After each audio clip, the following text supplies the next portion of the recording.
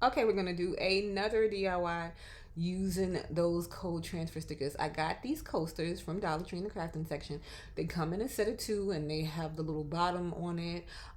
These are real nice. I think for $1.25 and you get a set of two, that is not a bad deal at all. So for these, I was going to use the ones from Hobby Lobby, the cold transfer stickers from Hobby Lobby, but I ended up using the ones from Michaels. The ones from Michaels come three in a pack, but you can use a bunch of different stuff. Dollar Tree has the rub transfers. You can use those. You can use these cute stickers. I would paint it like a nice stark white if I was going to be using the stickers because you want that little white cast around the end to blend in with everything. But because I'm going to be using the code transfer stickers and they have like a clear background, I'm not going to give it any paint or anything like that. I'm just going to put the stickers directly on the surface. And I like these surfaces too, along with the trays and different things from Dollar Tree because they have like a little rough surface. And I think that helps the stickers stick really nice and quick. So you don't make a mistake putting it down because of the surface. I feel like it sticks really quick and there's no room for adjustment. So you want to make sure you put everything where you want it to be.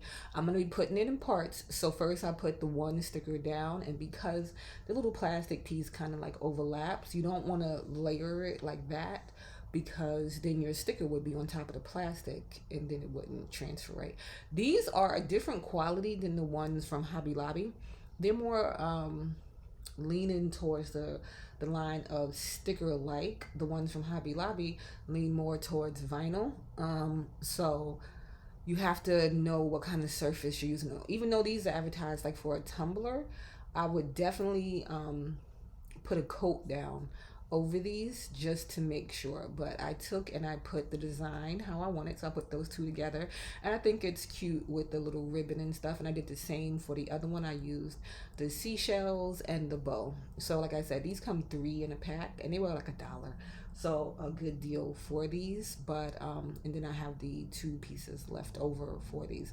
Again, I'm doing it in parts. So I did the shells first and then lifted up that little transfer piece and then I did the bow, and then it's real cute.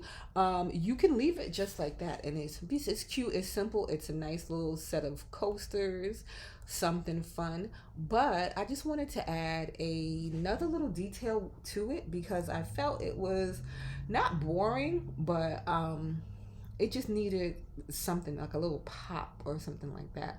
So I'm not the best freestyle painter.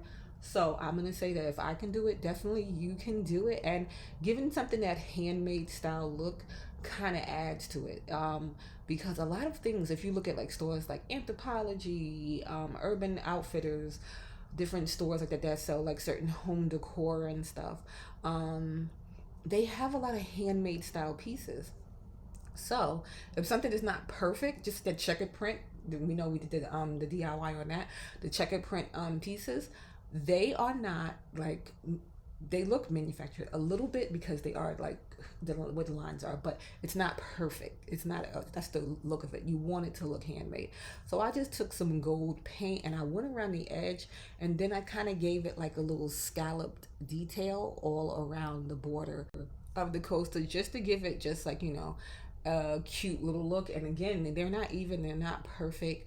I did about two coats on that, so I let one dry and then I came back and I just went over it again. You can do it like real saturated and then it would really pop, but I just did it just like that and I think it came out really cute.